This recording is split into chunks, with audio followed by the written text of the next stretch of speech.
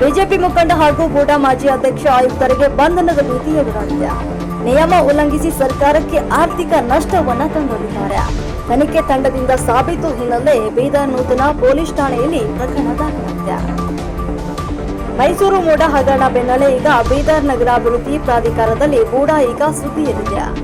ನಿಯಮಗಳನ್ನು ಉಲ್ಲಂಘಿಸಿ ಸರ್ಕಾರಕ್ಕೆ ಆರ್ಥಿಕ ನಷ್ಟವನ್ನು ಉಂಟು ಮಾಡಿದ ಪ್ರಕರಣಕ್ಕೆ ಸಂಬಂಧಿಸಿದಂತೆ ಬೂಡಾ ಮಾಜಿ ಅಧ್ಯಕ್ಷ ಬಾಬುವಾಲಿ, ಹಿಂದಿನ ಆಯುಕ್ತ ಅಭಯ್ ಕುಮಾರ್ ಮತ್ತು ಇತರೆ ಮೂವರ ವಿರುದ್ಧ ನಗರದ ನ್ಯೂಟೌನ್ ಪೊಲೀಸ್ ಠಾಣೆಯಲ್ಲಿ ಪ್ರಕರಣ ದಾಖಲಾಗಿದ್ದು ಬಂಧನದ ಭೀತಿ ಎದುರಾಗಿದೆ. ವಿಧಾನಸಭೆ ಅಧಿವೇಶನದಲ್ಲಿ ಚರ್ಚೆ. ಸರ್ಕಾರದ ಸೂಚನೆ ಅನ್ವಯ ಬೂಡಾ ಹಾಲಿ ಆಯುಕ್ತ ಶ್ರೀಕಾಂತ್ ಚಿಮ್ಕೋಡೆ ಅವರು ಜಿಲ್ಲಾ ಪೊಲೀಸ್ ವರಿಷ್ಠಾಧಿಕಾರಿಗೆ ನೀಡಿದಂತಹ ದೂರಿನ ಮೇರೆಗೆ ಪ್ರಕರಣ ದಾಖಲಾಗಿದೆ. ಹಲವು ಅನುಮಾನಗಳಿಗೆ ಕಾರಣವಾಗಿದೆ ಅಂತ ತಿಳಿದು ಬಂದಿದೆ. ರಾಜಕೀಯ ಹಸ್ತಕ್ಷೇಪದಿಂದ ಪೊಲೀಸರು ವಿಳಂಬವನ್ನ ಮಾಡ್ತಾ ಇದ್ದಾರೆ. ಇತ್ತ ಕಡೆ ಬಂಧನಕ್ಕೂ ಮುಂದಾಗ್ತಾ ಇಲ್ಲ ಎಂಬ ಆರೋಪಗಳು ಕೂಡ ಕೇಳಿ ಬರ್ತಾ ಇವೆ.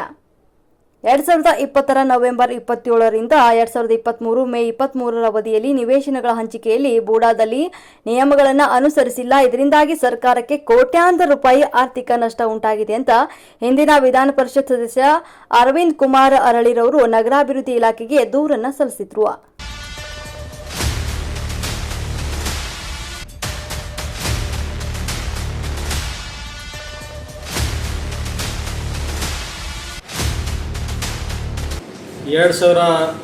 ಡಿಸೆಂಬರ್ 2020ರಿಂದ 23ವರೆಗೆ ಬೀದರ್ ನಗರಾಭಿವೃದ್ಧಿ ಪ್ರಾಧಿಕಾರದಲ್ಲಿ ಆದ ಅವ್ಯವಹಾರ ಬಗ್ಗೆ ನಾನು ಹಗಲೆಲ್ಲ ಪ್ರಶ್ನೆ ಮಾಡ್ತಿದ್ದೆ. ಆ ಪ್ರಶ್ನೆಗೆ ಇಲ್ಲೆಲ್ಲಿ ನನಗೆ ಉತ್ತರ ಸಿಗಲಾರ ಕಡೆಗೆ ನಾನು ಸರ್ಕಾರಕ್ಕೆ ಪತ್ರ ಬರೆದು ಸರ್ಕಾರಕ್ಕೆ ಒತ್ತಾಯ ಮಾಡಿ ಸರ್ಕಾರದವರು ಒಂದು ಕಮಿಟಿಯನ್ನು ಕೂಡಿಸಿದ್ರು. ಸಮಿತಿ ಒಂದು ಆಯುಕ್ತರ ಗುಲ್ಬರ್ಗ ಪ್ರಾದೇಶಿಕ ಆಯುಕ್ತರ ನೇತೃತ್ವದಲ್ಲಿ ಒಂದು ಧಾರವಾಡದ ಗ್ರಾಮ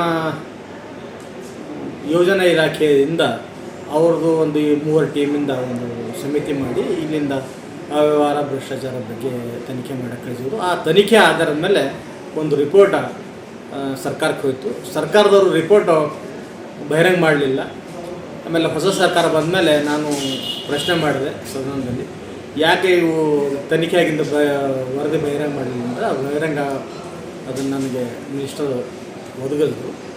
ಅದೇ ಇದರಲ್ಲಿ ನಾವು ಆಗಿನ ಆಯುಕ್ತರಾದಂಥ ಅಭಯ್ ಕುಮಾರ್ ಅವ್ರ ಮೇಲೆ ಆ್ಯಕ್ಷನ್ ಆಯಿತು. ಅವ್ರಿಗೆ ಸಸ್ಪೆಂಡ್ ಮಾಡಿದ್ರು. ನಂತರ ನಾನಂದ ಒಬ್ಬರಿಗೆ ಆಯುಕ್ತರಿಗೆ ಮಾಡಿದ್ರೆ ಆಗಲ್ಲ, ಅಧ್ಯಕ್ಷರಿಗೂ ಮಾಡಬೇಕು ಅಂತ ಅಂದಿದೆ. ಇಲ್ಲ ಅಧ್ಯಕ್ಷರು ಪ್ರೈವೇಟ್ ಆಗ್ತಾರೆ, ಪ್ರೈವೇಟ್ ಮಾಡೋಕ್ಕಾಗ್ತಿಲ್ಲ, ನಾವು ವಿಚಾರ ಮಾಡಬೇಕಾಯ್ತದಲ್ಲ ಕೇಳಬೇಕಂತಂದು ಕಾನೂನು ವಿಭಾಗಕ್ಕೆ ಲಾ ಒಪಿನಿಯನ್ ಅಂತ ಕಳಿಸಿದ್ರು. ಲಾ ಡಿಪಾರ್ಟ್ಮೆಂಟ್ ಒಪಿನಿಯನ್ ಕೊಡ್ತು. ಏನಂದರೆ ಈ ಅಧ್ಯಕ್ಷರು ಕೂಡ ಅಧ್ಯಕ್ಷರಿದ್ದಾಗ ಅವರು ಆ್ಯಸ್ ಎ ಗೌರ್ಮೆಂಟ್ ಸರ್ವೆಂಟ್ ಆಗಿರ್ತಾರೆ, ಅದಕ್ಕಾಗಿ ಅವರಿಗೆ ಪನಿಷ್ಮೆಂಟ್ ಮಾಡ್ಬೋದು. ಅವ್ರ ವಿರುದ್ಧನೂ 409 IPC ಸೆಕ್ಷನ್ ಅಂತ ಕೇಸ್ ಮಾಡಿ ಕ್ರಿಮಿನಲ್ ಕೇಸ್ ಹಾಕ್ಬೋದು ಅಂತ ಆದೇಶ ಮಾಡ್ತು. ಒಪಿನಿಯನ್ ಕೊಡ್ತು. ಒಪಿನಿಯನ್ ಆದೇಶ ಇದರ ಮೇಲೆ ಆಧಾರದ ಮೇಲೆ ಅಲ್ಲಿನ ಅಧ್ಯಯನ ಕಾರ್ಯದರ್ಶಿಗಳು ಒಂದು ಆಯುಕ್ತರಿಗೆ ಪತ್ರ ಬಿಡ್ತಾರೆ. 13/6/2024 ಒಂದು ಪತ್ರ ಬಿಡ್ತಾರೆ. ಏನಂತ, ಈ ರೀತಿ ಭ್ರಷ್ಟಾಚಾರ ಆಗಿದ್ದು, ಅವ್ಯವಹಾರ ಆಗಿದ್ದು ವರದಿ ಬಂದಿದೆ. ಈ ವರದಿ ಮೇಲೆ ಈ ಹಿಂದಿನ ಅಧ್ಯಕ್ಷರಾದ ಶ್ರೀ ಬಾಬುವಾಲಿ ಅವರ ಮೇಲೆ 409 IPC 409 ಕೇಸ್ ದಾಖಲೆ ಮಾಡಿ ಅವ್ರ ಹತ್ರ ಕೇಸ್ ಮಾಡಿದ ನಂತರ ಅವರಲ್ಲಿ ಎಷ್ಟು ಲಾಸ್ ಆಗಿದೆ ಡಿಪಾರ್ಟ್ಮೆಂಟ್ಗೆ ಅದು ವಸೂಲು ಮಾಡಬೇಕು ಅಂತಂದು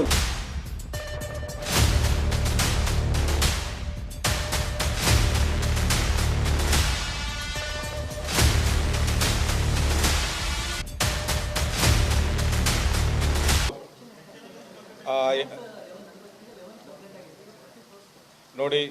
ಅದೊಂದು ಪ್ರಿಲಿಮಿನರಿ ಎಂಕ್ವೈರಿಗಾಗಿ ನಾವು ಅಡಿಷನಲ್ SP ಗೆ ನಿನ್ನೆ ಒಂದು 11th ಬಂದಿದ್ದು ಕರೆಕ್ಟೇ. 11th ನಾವು ಅಡಿಷನಲ್ SP ಗೆ ಪ್ರಿಲಿಮಿನರಿ ಎಂಕ್ವೈರಿ ಮಾಡೋಕ್ಕೆ ಕೊಟ್ಟಿದ್ದೇವೆ. ಆದ್ದರಿಂದ ವರದಿ ಬಂತು. ಅವರ ವರದಿ ಮೇರೆಗೆ ನಿನ್ನೆ ನಾವು FIR ಕೂಡ ದಾಖಲಿಸಿದ್ದೇವೆ. FIR ಜಸ್ಟ್ ನಿನ್ನೆ ದಾಖಲಾಯಿತು. ಸೊ ತನಿಖೆಯಲ್ಲಿದೆ.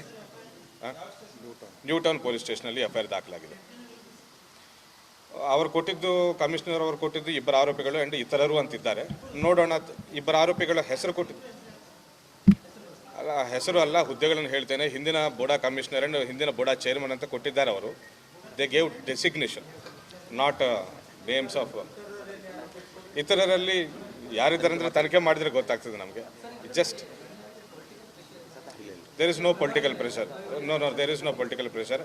ಒಂದು ಕಮಿಟಿಯನ್ನು ಮಾಡಿದ್ದಾರೆ ಅವರು, ಎಂಕ್ವೈರಿ ಕಮಿಟಿ ರಿಪೋರ್ಟ್ ಆಧಾರಿತವಾಗಿ FIR ಮಾಡಿದ್ದೇವೆ ನಾವು. ಅವರು ಯಾವ ಫಿಗರ್ ಅಂತೂ ಏನು ಕೊಟ್ಟಿಲ್ಲ ಅವರು. 409 criminal breach of trust 409 IPC. Yes, terms conditions ಅಂದರೆ 7 years ತನಕ ಇದೆ ಅದು ಪನಿಷ್ಮೆಂಟ್. Yes non bailable. ನಾವು we are still in the preliminary stage of investigation. ನೋಡೋಣ ಇನ್ವೆಸ್ಟಿಗೇಷನ್ ಯಾವ ಕಡೆ ಹೋಗ್ತದೆ ನೋಡೋಣ.